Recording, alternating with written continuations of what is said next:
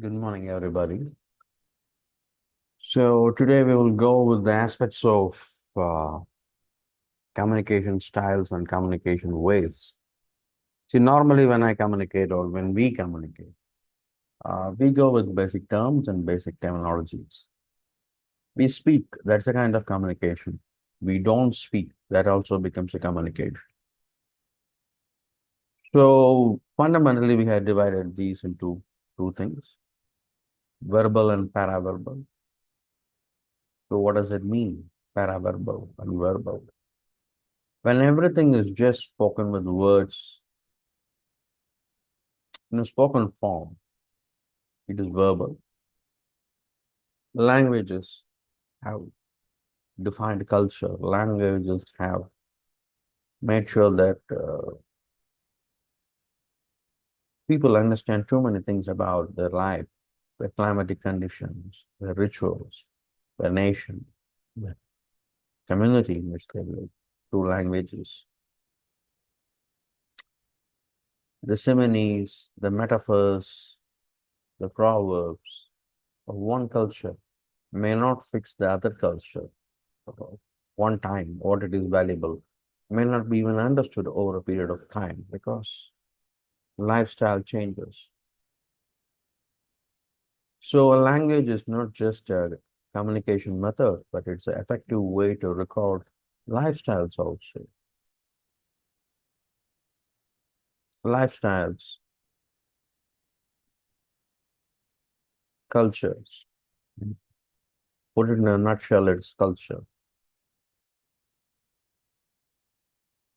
So what are paraverbal?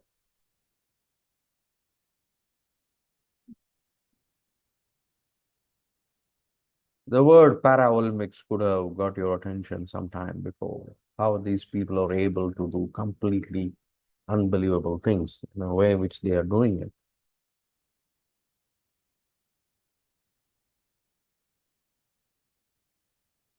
So paraverbal stands for communication, which is being done not completely by verbal, but it gives you a lot of clues and cues to interpret the words so that they will be learned and they will be using the language in such a way it will be easy to communicate. In the bottom of this video, you can see a picture. The picture is of two hands actually, but there is an animation done over there.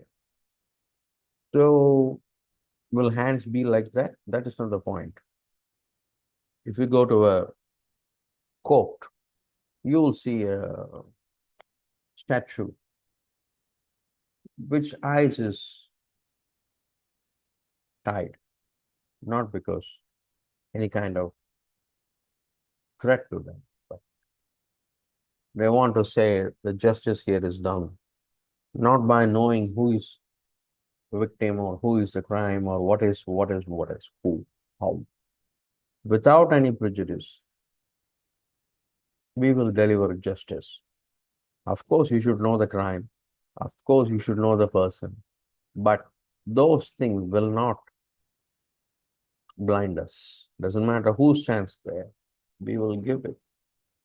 In Tamil Nadu culture, again with the language, there is somebody called Manunidi Solan. It's a very famous story. Almost every Tamilian will know this story, where a king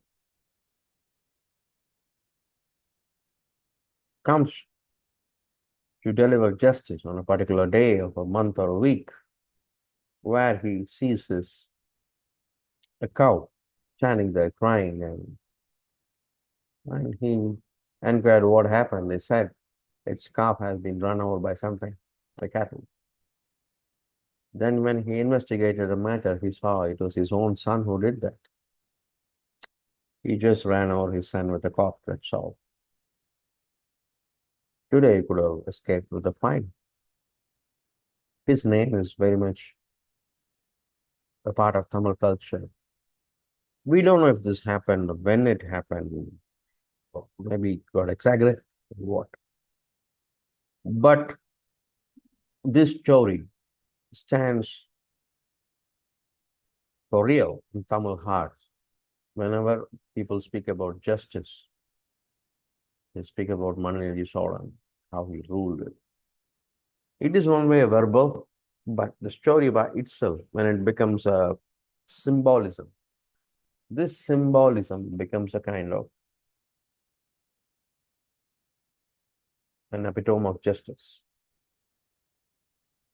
So paraverbal is not what I say. Paraverbal is also what I don't say. My gestures, my pauses, my eye contact, and asking you a question. Are you an idiot? People will get offended. But when somebody asks you, are you an idiot? You can just say no. Are you, please? Don't do the second thing. Just say no. Be intelligent enough to handle those questions, because if you go to an interview, they will check you and they will check you for sure.